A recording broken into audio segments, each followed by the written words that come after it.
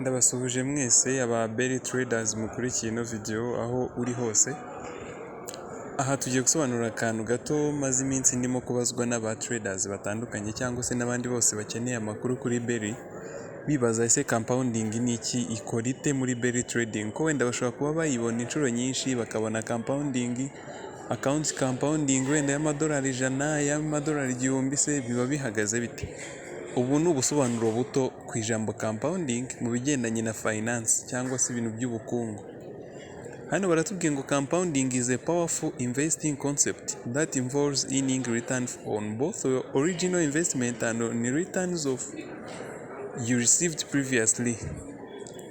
Ni uburyo, urugero nk'aha wenda batanze urugero ahangaha bavuga ngo you invest $1,000.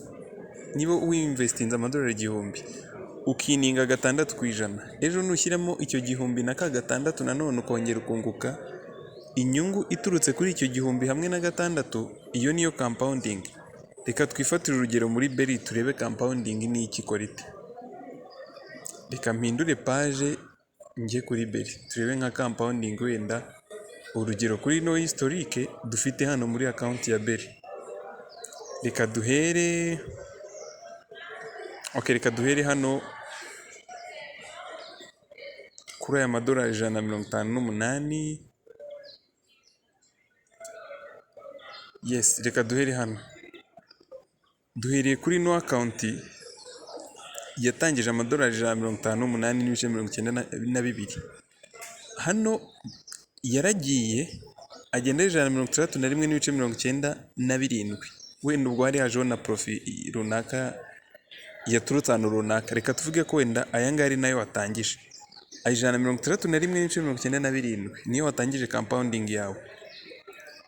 Yaguze OTA 4.56. OTA ni cryptocurrency ubwo yari irimo iracuruzwa hano, nyuma arongera arazigurisha azana n'inyungu ari 150. Azana n'inyungu ahitaba 165.79. Aya ngaya yaragiye nanone 165 nawe yarakomeje agenda azana inyungu. Reka turebe nko hejuru uko bimeze.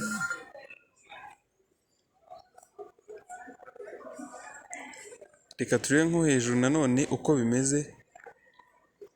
Yagiye akomeza kuzana n'izindi nyungu zigenda zizaho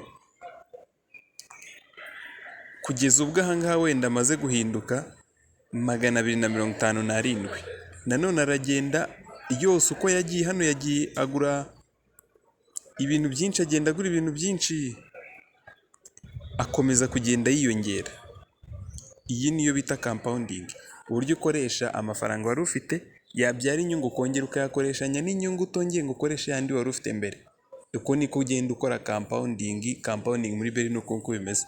Ubwo abantu bajyaga babyumva murumva ko atari ijambo rikomeye riremereye, nuko nko bimeze, ntago ari ibintu bigoye. Turabashimira abakomeje gutradinga muri Berry, ngira ngo murabibona ko ibintu bikomeje kumera neza. Nawe utaratangira, link iri muri description, ushobora kutwandikira ukatubaza kuri nimero nayo iri muri description tukagufasha waba ukeneye gutangira. Bibutsa ko promotion ya mobile money y'amafaranga yatangwaga kuri mobile money izarangirana n'uko kwezi, ndetse n'iya Berry izatangira ku itariki 3 y'amadolari 200. Ubwo wenda nabyo tuzabikoraho aka video gatoya. Y'amadolari 200 uzajya uhabwa ukiyandikisha kuva ku itariki 3 kugera ku itariki 8. Turabashimira mwese dukomeje kubana, n'abandi ni karibu naho butaha.